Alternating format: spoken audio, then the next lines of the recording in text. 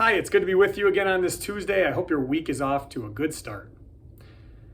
Last week, near the end of last week, we were thrown a curveball as the Center for Disease Control, the CDC, released updated guidelines for vaccinated individuals, saying that masks no longer needed to be the primary mitigation technique to keep those vaccinated individuals safe. This is great news, but it also led immediately to a lot of churn around what that news means in practice when applied across the country, the state, and in local communities where we know that our vaccination rates are not at the targets that were set out only a bit before. I want to start on the celebratory side. The news that came out of the CDC, grounded in science, that says that vaccines both protect us from getting severe cases of COVID, the potential for death from COVID, as well as prevent us from spreading COVID from ourselves to someone else. These are great things. And we need to continue to be proud and happy for the great things as they come forward, realizing it is but another step toward normalcy. Now, alongside that, we need to realize that not everyone who wants a vaccine, or is even strongly considering a vaccine, or is even considering a vaccine, has yet had every opportunity to get one. And we know that every day we buy in which we continue to apply vaccines alongside other mitigation steps saves more people in our community from contracting COVID and potentially getting serious impacts from COVID. We are in the final home stretch, but just like if you're running a race, you do not stop on the final curve and walk to the finish line. We need to finish by employing not one tool, but many. And today the county board updated its mask guidelines for visitors, and the county manager took an updated version of the administrative policy manual and aligned that employee guidance with the guidance given to visitors by the county board. In short, what it does is a few things. It says outdoors, visitors are no longer required to wear masks on Ramsey County properties. Indoors, masks are still required. The employee policy follows a similar set of tenets. Outdoors, unless an event is signed as requiring a mask, Ramsey County employees aren't required to wear a mask outdoors on county property. Indoors, in spaces that are shared with the public or with a lot of other individuals, masks remain required if you are not the only individual in that space. In private workspaces, in your workspace, as long as you can be 6 feet from others, you do not have to wear a mask. That is up to you to choose at this point in time. And then for the spot that requires the most navigation, the most grace, the most personal responsibility, when you are in meetings with other county employees and people are able to space out by 6 feet or more, you do not have to wear masks.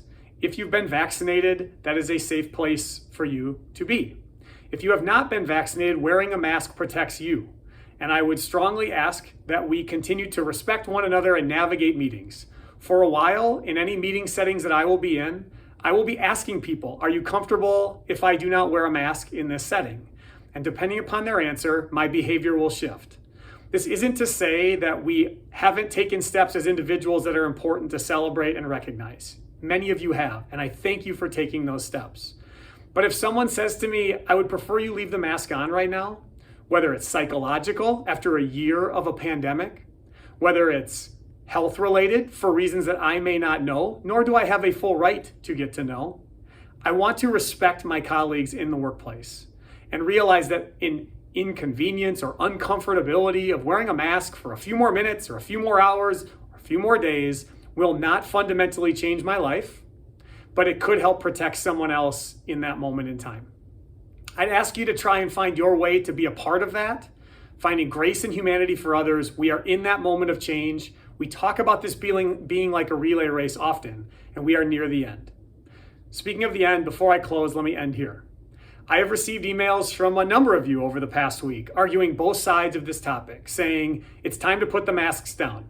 And I understand your sentiment and why you feel that way. I have others saying, please do not do that right now. There are specific reasons why I am asking you to realize that there continue to be risks for some in our community. When we hold both of these together, that is how we reach as a collective the place we are in, which is a hybrid new mask policy that steps back from where we've been, but keeps mask requirements in place in shared spaces as our vaccination rates continue to go up. Finally, as I said with the county board today, we're going to measure progress here in days and weeks, not multiple months at this point in time. And so just a little patience and a little grace will go a long way. We are almost at that finish line, and a couple more weeks here that allow us to continue to build on the great work public health has been doing will allow us to see progress in communities in which the vaccination rate still hovers around 50% or slightly less. We've seen our zip codes that are at the lowest end increase over the past week by numbers that represent people. And we can do this together and make that final push. Then we can take our masks off. We can begin to celebrate our progress together and know we did all we could to save as many people first from the serious effects of COVID-19. Thank you for coming along on this journey. Thank you for being a part of the collective. Thank you for taking responsibility to take on what part of this pandemic response and everyday operation that you can. Thanks to our employees who work in settings where masks remain required under mandates. I appreciate all of you. I know that together we will continue to move ahead, and I thank you for your time here today. Take care, be well.